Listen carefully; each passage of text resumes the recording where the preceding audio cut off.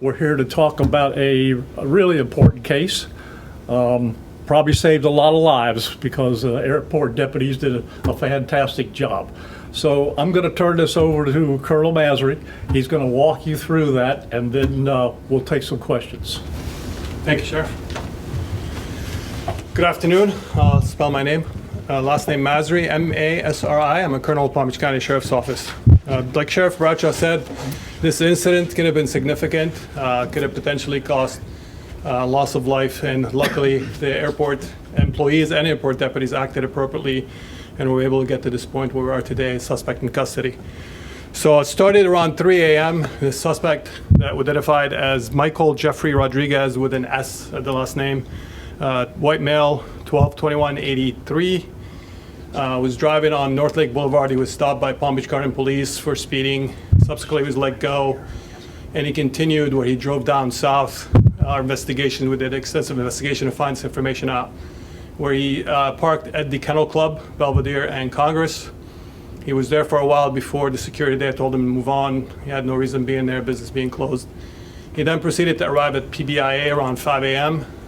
When he first arrived, he made contact with one of the parking enforcement people and asked her what time the first flight arrives, or people start coming in. She didn't think much of it. Obviously, anybody can come up there and pick up passengers or leaving for an early flight. He then drove again, and he stopped a couple more times looking around. We believe that he was just casing the place. And shortly after that, he decided to park in a restricted area where it says employees only, which is used for TSA and airport employees only. Signs clearly marked, you cannot park there. Now, to the naked eye or anybody there, they can see people are allowed to park there, especially being employees, so it's hard to tell which one is parked there. But luckily for us, due to the training that the Department of Airport does with their employees, as well as the message that we give, especially Sheriff, his message, see something, say something. We always say if people would say something, could have stopped it. An employee did see something that he thought was unusual. The guy standing outside looking at something that appeared to be a journal of some sort, or right by the car, looked suspicious to him. He notified PBSO, and the deputies shortly responded. Once they arrived and made contact with him, they quickly established he's agitated. He had the signs of possibly of impairment of some sort, and he wasn't giving any straight answers. They asked him, "What are you doing here?" Gave several conflicting stories to include, "I'm waiting for my Army buddy to arrive. I'm picking up somebody. I'm flying out of here. I'm trying to get a ticket." A bunch of answers that didn't match. As they were talking to him, they ran the tag obviously on the car and came back as a rental car. And when they asked him whose car is that, it's not rented to him. So they kind of raised their level of suspicion of this person, especially when it's a restricted area. It's like, "What are you doing here?" He can provide an answer as far as entering the restricted area. Shortly after, when asked, "Hey, mind if I look for the rental agreement in the car?" Because he fumbled through things, can provide him. He's looking for in the areas, he noticed several knives already in plain view. Deputy opened the glove compartment to get the rental agreement and noticed a AR-15 magazine fully loaded. As he was looking through and he felt something under his wrist, or his elbow, I'm sorry, and he noticed that a hard object covered by a pink blanket. He removed the blanket only to discover a fully loaded with a double magazine AR-15. That AR-15 had a bullet in the chamber, so it's fully loaded, ready to go. That's when they realized they had, this is not, they did a really outstanding job assessing the situation, and they removed him from the vehicle, away from the vehicle, and secured him. Notified our strategic intelligence and a targeted violence unit who came over and assumed the investigation. Obviously, our notification included our federal partners, the FBI specifically. They responded and assigned an investigator. Several investigators actually with us on scene. We worked with them hand in hand. We conducted an interview with the suspect. The Department of Airport was there asking, "What do you need? What can we provide?" They were extremely helpful. And we worked the case with them together with the FBI. We got a statements again. He was all over the place, conflicting statements. I think from joking around, I think it's funny to be in a bad mood. He was joyful one minute, and the next minute he was upset. But even though we did an extensive interview, we really couldn't provide anything substantial to the case. Now back to his information. When we found the AR-15, not only being a restricted area, we found out also that he's 2 times convicted felon with an extensive history to include domestic violence by strangulation, burglary, theft, drugs, dealing stolen property, significant history. After the investigation interview was completed, he was placed under arrest and transported to Palm Beach County Jail. Several concerns we had. One, he had an ex-girlfriend that he shared a child with that had the restraining order against them. We were able to locate her and make contact with her. She was safe and sound, both her and the child. And we conducted a search warrant at his residence and recovered some digital evidence that we'll go through and update if we find anything on it later.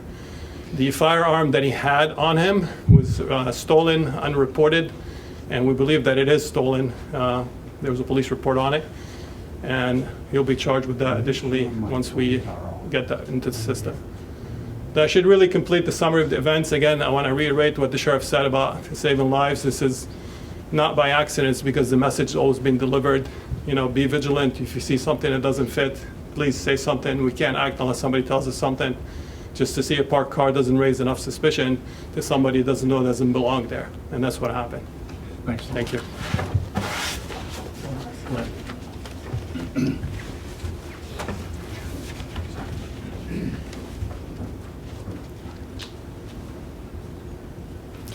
Good afternoon, everyone. I'm Sarah Baxter. I'm the Vice Mayor of Palm Beach County and also the Commissioners of District 6. First and foremost, we want to express our sincerest gratitude to the employee who made the initial report for the quick response by the Palm Beach County Sheriff's Office and airport's operations staff. We also would like to thank our federal partners for their overwhelming show of support yesterday, including the Transportation Security Administration, the Department of Homeland Security, the Federal Bureau of Investigations, and the United States Secret Service, and Federal Air Marshal Services. Their response demonstrates the importance of continued training and maintaining strong working relationships with our local and federal partners. Thank you again for this dedication. We want to reassure the traveling public that at no point there was any ongoing threat and that the situation was contained efficiently thanks to our outstanding teamwork and preparedness. Additionally, I just want to give an extra thanks of gratitude to the Sheriff's Office. Outstanding work by everyone involved, but they have always gone above and beyond to make sure that the residents of Palm Beach County are safe. Thank you, everyone. Thanks. Okay. If your audience doesn't get anything else out of this other than the fact it's important for you to report things that are suspicious, this is a prime example of, in the last 2 months, we've stopped 2 active shooters, the one from Loxahatchee and this guy yesterday. And it's due to people just giving us that one little piece of the puzzle. Kudos to this airport employee by looking at it and saying, this isn't right, and then going and telling somebody right away.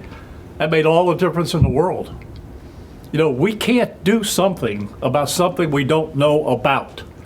That's why the program of See Something, Say Something is so important. The airport deputies out there are excellent. That's why you got one of the safest, most efficient airports probably in this country. And we take it very seriously about making sure that the traveling public is safe. So, the airport deputies, I can't begin to tell you what a great job they did and how proud we are of them. So, this is a prime example of something that was stopped ahead of time that could have been very, very, very bad because he had enough firepower to hurt a lot of people. Okay, we'll take a couple questions. Can you tell us what we're looking at here in this picture? I'll let the colonel tell you which ones they It's are. actually the items that were taken from his car. As you can see, this is the AR-15 we talked about. 3 magazines. One was a double magazine that goes into the rifle itself, and then one was the one was in the glove compartment. You see machete, multiple knives, items here. These I really have no idea what these are yet. It's some kind of a Aztec statue of some sort. A Gucci bag. This we believe it's some kind of a human remain or ashes. And then the rest of it. But it's all taken from his car subsequent to the arrest and search warrant obtained. You got to say to yourself somewhere along the line here, why is a guy like this out to start with? As bad a criminal record as he had, as many times as he's violated probation, I just can't believe that some judge along the way couldn't say, you know what, this guy's a danger to the public out here. At least the judge this morning figured it out. $1 million bond. All right, and if he bonds out of there, he's going over to the federal side because, the FBI is interested in it. We work fantastic with them. Sheriff, do you have any indication at all what his intentions were with all these weapons in his car at the airport? Well, he certainly wasn't there to buy a ticket to go on vacation, Al. All right, you bring guns and weapons like that because you're going to hurt people. So he's probably not going to tell us, but it's pretty obvious to me he was there to hurt people and do something that was going to cause a lot of havoc. Have we found any manifesto or anything yet talking about a possible attack at his home? Well, we've got some electronic devices that we have yet to be able to get in and forensically take a look at it. There might be some things there, but right now, no. Has he remained Yep. quiet? Wait a second. You said there was a rental car agreement. Under what name was the lender, and have you contacted the person to see what the connection is? Yes, he was not on the rental agreement himself, it was under his dad's name. Have you talked to the dad at this point? We interviewed the whole family, yes. I was gonna say, has he remained silent, or has he spoken to the detectives at all, or anyone investigating? We had a long interview with him, he was talking, but he would dance around the whole subject. It appeared to him like it was a game of some sort, so we did definitely try and interview him. Has the family been cooperative, telling you guys anything useful? Yes. Would you be able to share any of what they've been able to tell you with us? I mean, they're concerned just like we are, and they were surprised, but, you know, they think he has some kind of history of the drug abuse and potentially that undocumented with us mental issues that they said he might have. Sure. For those that aren't familiar with the layout of this airport, I mean, where exactly was he found, and how was there any other security checkpoints from where he was found that he would have to go through? My memory of this is down where the passengers Arrival. arrive, you go through like, I don't know, 3 different areas there where the people come out of the doors. And then immediately after that, there's a parking lot that's restricted for people that work there.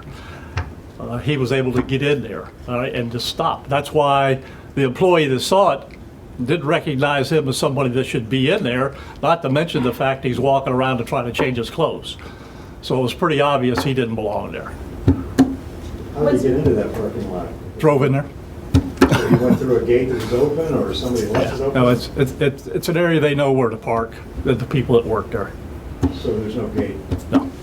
Is he, since he was in a rental vehicle, is he a resident of Florida, or does he live in the state? I think he lives up Palm Beach Gardens. doesn't he? Correct, he is a resident Yeah. of Palm Beach Oh, Gardens. What was he changing into when he was changing his clothes? Was he just changing into a different outfit, or? He had some other clothes in there. But nothing like tactical? No.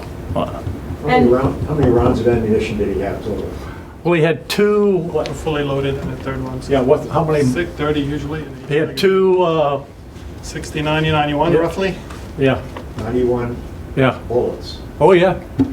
Like I said, he had enough to do some serious damage. Gardens officers, I know you've been speaking with them from him being pulled over. Did they ever say how fast he was going or why they let him go? If he was acting kind of suspicious and not all there when he got to the airport? I think he might have like felt on the human side, said he was dropping off his brother at the hospital, and that's why he was going home. It's been a long day, so the officer cut him a break. I think he was speeding. Do you know how fast he was going? I believe 90. Okay, folks, thanks for being here. Get the message out. We want the public to give us information if they see something that ain't right.